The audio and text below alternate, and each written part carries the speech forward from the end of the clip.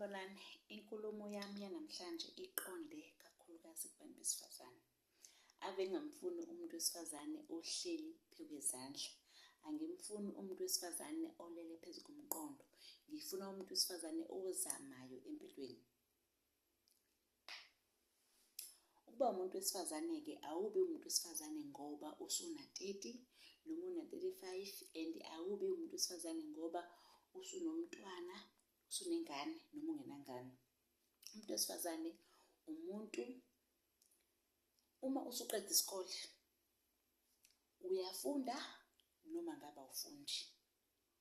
Kunabantu la eminyango abangenawo amandla ukuthi baye ema-university, kodwa-ke zikhona izindlela zokuthi if abazali bakho benganawo amandla ukuthi bakuyise e-university bahola impesheni, zikhona indlela zokuthi uhambe e-university. Ngizokhuluma nalo muntu wesifazane ongafuni ukusebenza, ongafuni ukufunda. Angisayiphathi-ke umsebenzi. Lo muntu wesifazane ozokhetha umsebenzi athi, oh hayi, mina bandla angeke ngikwazi ukuba yiklina. Bantu besifazane, umsebenzi. And uma ufuna ukwenza imali kumele usebenzise lokhu. Ungaqala ngokuba yiklina, after 10 years or after 5 years ube yilento ufuna ukuba yiyona. Yabo ngoba ngithi after 10 years sesiside kakhulu leso sikhathi. Uma uwumuntu noma ngabe kuthiwa ufundile noma ngabe ufundile, ungabe phela usuhlala ekhaya uthi mina ngifundile, cha. Awushintshe umoya, uhambe, ushintshe nje umoya, ngoba nokushintsha indawo ohlala kuyona kuyakwenza ukuthi nengqondo yomuntu ivuleke. Ubuke abantu kuleyo ndawo ohlala kuyona, ongeyona indawo okhulele kuyona. Ubuke ukuthi abantu benzani, nawe lesikhathi ubuka uzokhula ngokomqondo, ubone ukuthi okay, kumele ngenze 1 no 2. If uthola umsebenzi noma ngabe kuthiwa umsebenzi ungakhokhi, it's either umsebenzi like uba yiklina, yabo, ngibeka isibonelo, miningi imisebenzi ekhona. Noma ngabe kuthiwa usebenza e-tuck shop, ngena e-tuck shop usebenze. Kuphela uthi usebenza ube wazi ukuthi njoba ngila angizophelela la. Emva kwesikhathi esingaka ngifuna ukuba yilento engifuna ukuba yona. Ngifuna ukufunda ngenzu. Kunabantu yabo abantu besifazane. Mina ngizobekela isibonelo. Nginomngane wami mina esikhule naye emakhaya. Washonelwa, wayekhuliswa yi-single parent, ekhuliswa uma wakhe. Uma wakhe washona wayefunda standard 8. Ngesimo sokuthi wayenephupho. Wasebenza emafemini kuyathungwa. Kunamafemi ngala ngasekhaya eMandini. Wasebenza eMandini. Uma esebenza eMandini, kusho ukuthi wabona ukuthi okay, la engisebenza khona imali yakhona ngeviki. Ngikhuluma ngento yakudala, ngiyazi manje ukuthi bahola malini, but ngaleso sikhathi yayingekho enough kuyena. Wamuva weza eThekwini. Uthe mefika eThekwini wafika amafemi akhona ekhokha kangcono. Ngaleso sikhathi ngikhuluma into yamanje, ngaleso sikhathi ekhokha kangcono. Wasebenza uthi uShopini, nele mngane wami, yes nganginephupho lokuthi angeke ngize kuphelele la. Leli phupho lakhe kwakuyiphupho kusekhona umzali wakhe owayewuma wakhe. Umzali wakhe wayemkhulisa as a single parent. Wayevele ushona uma wakhe uvele unephupho. Okay, ashona uma wakhe efundo 8. Afunde standard 8 awuqede. I'm sorry ukusho ngale yandlela yakudala ukuthi indlela engi-understanda kalula uma ngithi standard 8. Hayi grade 10 uzongidida. Okay, afunde standard 8. Aqede nanoma kwangelula empilweni yakhe because uma ungasenayo umuntu bekunakekela vele kunalawo ama-challenges empilweni. Afunde aqede matric. Kuqala ukuthi okay, useqede matric, asebenze efemini, asuke achoose leyo ndawo leyo ekhokha kangcono. Sengiyambuza-ke mina mngane wami, okay, asebenze lapho. Uthi imali wayekwazi ukuyisave, wayengenangane ngaleso sikhathi.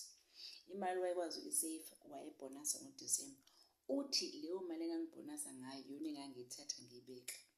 Eqala ukuya e-college, she was 26 years e-college. Njengamanje ngikhuluma naye una 39. Right, right empilweni, usebenza kahle noma ngeke ngikwazi ukumention umsebenzi awusebenzayo. Usebenza kahle, uwakhe umuzi omuhle, une-flat edrobheni, aqashisa ngalo, unomuzi wakhe, uyasebenza, maningi ama-income anawo. So ngizama guys ukunibekela isibonelo ukuthi if ufuna ukuya phezulu uqala phansi, and if unephupho iyenzeka into efuna ukuyenza. Iyenzeka into efuna ukuyenza if unephupho. Uyabona mina ngizonitshela ngami ke manje sengikhulumile ngomngani wami sikho right. Mina I'm a domestic worker. Ngiwumsebenzi wasendlini. Kodwa iningi into engiyenzayo esiza impilo yami. Iningi into engiyenzayo esiza impilo yami. Angibuki umholo we-1. Mina nginamafana abawu-2. I am a single parent.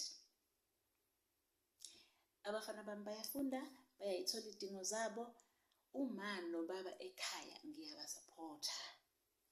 And okwesibili, khona uma khona ubaba ekhaya, akhona ukuthi bona bodwa siwumndeni mkhulu. But ngiyakwazi ukuphilisa mina, ngiyakwazi ukuphilisa abantwana bami. If kungena ubusika, ngiyazi ukuthi okay, fanele ngiyothengela abantu bami into zokubanda zesikole nezabo nje zokugoqa. Angisho ukuthi nginemali, anginayo imali. Ngiyasebenza, ngenza something eceleni ngengikwazi ukumenshina la, ekwaziyo ukuthi ingiphilise mina nabantwana bami nomndeni wami. Uma umuntu wesifazane eqaqeka laqaqeka, do something. If ukholelwa estokfeleni, dlala istokfela. U200 noma u300 ngenyanga kusuka ngoJanuary kuze kushaya uDisemba, ungawenza umehluko empilweni yakho. If ngibeka lo 200 or 300, angisho ukuthi beka yona ngempela, because phela asiholi umholo ofanayo. Ungabeka noma imalini o afforda ukuyibeka, ozothi if uyibekile kungabikho la ozoswela khona. Noma ngabe imalini, ngibeka isibonelo bangithi beka u200 noma u300, ngoDisemba leyo mali iyowenza umehluko. Ngicela ukunixoxela ukuthi kunosisi ade ngihamba naye namhlanje. Usebenza eJacklin. Usebenza u3 days. Ave ngibe shocked if engixoxela ukuthi kulo 3 days ngihola 2.5. Wathi unomuzi, udlala izitokofela. Uthe nje iplan yakhe azoyenza ngoDisemba uyaqhuma umuzi wakhe. Ngikhuluma ngomuntu othe ngale mali engitholayo encane, wathi wakhile, wathi njengamanje uya extenda. Ukuhola imali encane akusho ukuthi awukwazi ukwenza izinto. Uyakwazi ukwenza izinto if uzothi uma uthola u10 rand ubeke issue, ngeke kuze kungenzeki. If uthola u100 rand ubeka u10 rand. And if uzokwenza leyo nto, if usave imali, awuyisaveli imanje, usaveli isikhathi esizayo. If ufuna ukwenza into zinika isikhathi ukuthi emva kwesikhathi esingaka ngifuna ukwenza u1 no2. Impilo kinjalo. Umuntu wesifazane ozamayo ngiyamthanda. Angimfuni umuntu wesifazane uzothi mangithi ngimfunela. Futhi ke nje menge ngathi ngikufunela umsebenzi wathi imalini. Ngivele ngibone ukuthi yabo lo muntu wesifazane ngiyaphuma nje kwena. Imali ngeke ngikwazi nokusebenzela 100 rand ngosuku. Thina siqalephi? Mina ngiqalephi? Mangakutshela mina la engaqala khona. Ngingakangeni kulo msebenzi engisebenzayo. La engaqala khona. Ngiqala mina ukusebenza. Bengihola 300 nge-fortnight. And ubungeke ukwazi ukuyibudgetela leyo nto ngoba kwakunenduna, angiyazi leya nduna ukuthi kwakuyinhloboni yomuntu. If singenzanga ngendlela eyayifisa ngayo, sasisebenza efemini la, kodwa wayeyinduna yethu ngaleso sikhathi. Akanqeni ukuthi wayevela sibhale phansi athi asisebenzanga lapho singena i-night. Uyacabanga ukhola u300 nge-fortnight. Kwakuyimaphi unyaka? I think it was 2000